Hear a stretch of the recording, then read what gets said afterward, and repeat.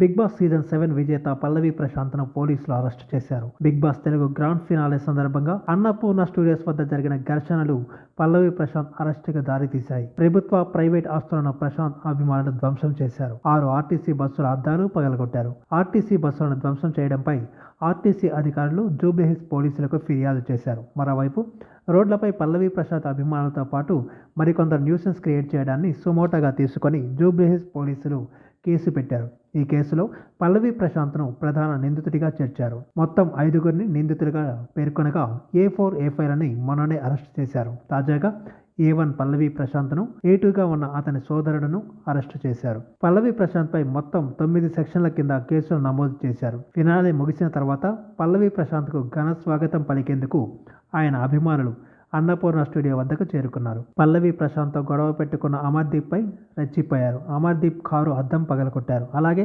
మరికొంతమంది సెలబ్రిటీల కార్లపై కూడా దాడులు చేశారు. ఇక పల్లవి ప్రశాంత్ స్టూడియో నుంచి బయటకు వచ్చిన తర్వాత పోలీసుల హెచ్చరికలు బేఖాతరు చేస్తూ ర్యాలీ తీశారు. పోలీసులు చెప్పినా వినకుండా పల్లవి ప్రశాంత్ ర్యాలీ తీయడమే ఘర్షణలను పెంచాయని పోలీసులు చెబుతున్నారు. ప్రశాంత్, అతని సోదరుడిని అదుపులోకి తీసుకున్న పోలీసులు 6 గంటల పాటు విచారించిన తర్వాత జడ్జి ముందు ప్రవేశపెట్టారు. 17వ మెట్రోపాలిటన్ న్యాయమూర్తి 14 రోజుల పాటు జ్యుడిషియల్ రిమాండ్ విధించారు. దీంతో పోలీసులు పల్లవి ప్రశాంత్, అతని సోదరుడిని చెంచల్గూడ జైలుకు తరలించారు. దీనిపై బంజారాహిల్స్ ఏసీపీ మాట్లాడుతూ, కేసు దర్యాప్తులో ఉంది, మిగతా వారిని గుర్తిస్తున్నాము. పల్లవి ప్రశాంత్పై సుమోటోగా కేసు నమోదు చేశాము.